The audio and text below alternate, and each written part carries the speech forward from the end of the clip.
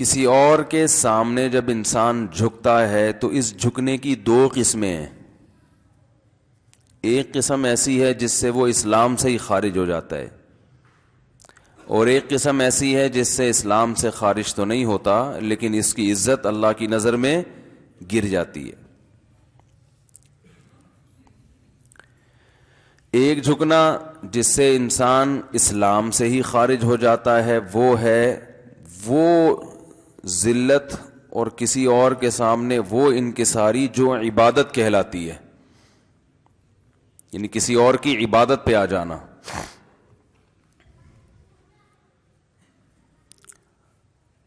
عبادت کسے کہتے ہیں؟ کسی کے سامنے کسی کی ایسی تعظیم کرنا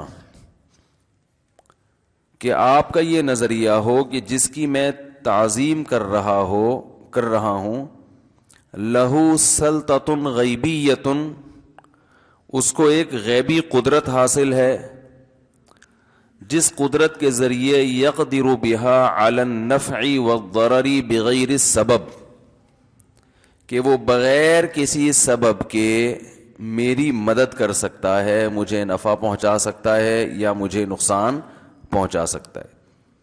جب کسی کے بارے میں آپ کا یہ نظریہ ہوگا کہ یہ مجھے فائدہ پہنچا سکتا ہے اور نفع، اور یہ فائدہ اور نفع کسی لاجک کے تحت نہیں، ویسے ہی جب چاہے پہنچا سکتا ہے، اس جذبے کے ساتھ جب آپ کسی کی تعظیم کریں گے تو یہ تعظیم عبادت کہلائے گی. یہ اللہ کے علاوہ کسی اور کے لیے جائز نہیں ہے. تو کسی کے سامنے ایسی تعظیم جس میں یہ آپ کا یہ نظریہ ہو کہ یہ میری بگڑی بنا سکتا ہے، مجھے نفع پہنچا سکتا ہے، نقصان پہنچا سکتا ہے، تو ایسی تعظیم اسلام میں کیا ہے میرے بھائی؟ شرک ہے.